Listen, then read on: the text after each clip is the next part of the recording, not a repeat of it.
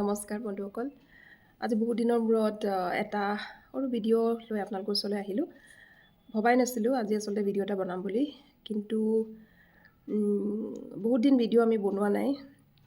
চিনেমাও চোৱা নাছিলোঁ কাৰণে বেছি ৰিভিউ দিব পৰা নাছিলোঁ। বাট ছেপ্টেম্বৰ 19 তাৰিখে এনেকুৱা এটা আনৱান্টেড আনফৰ্চুনেট ঘটনা ঘটি গ'ল, যিটো সকলোৰে কাৰণে এটা ব্যক্তিগত লছ, এটা দুখৰ ঘটনা হিচাপে হয়তো অহা বহুত বছৰলৈকে আমাৰ মনত চিৰজীৱনলৈ এইটো ঘটনা থাকি যাব।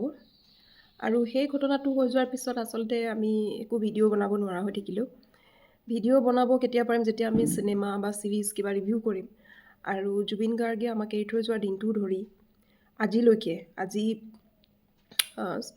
অক্টোবৰৰ 14 তাৰিখ, প্ৰায় এমাহেই হ'ব গ'ল।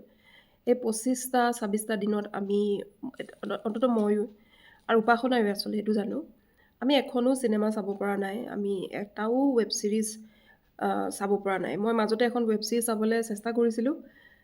এটা এপিছ'ড চালোঁ, দুটা এপিছ'ড চালোঁ, 2 নম্বৰ এপিছ'ডটোৰ শেষৰ ফালৰ পৰা আৰু 3 নম্বৰ এপিছ'ডটোৰ প্ৰায়খিনি যিমান আধামান চালোঁ গোটেইখিনিতে এখন স্পেনিছ ৱেব ছিৰিজ চাইছিলোঁ। তাতে য়টখনত এখন য়টত গোটেই কেৰেক্টাৰ্ছবোৰ যায়, এনেকৈ যোৱাৰ কিবা এটা চিন দেখি পালোঁ।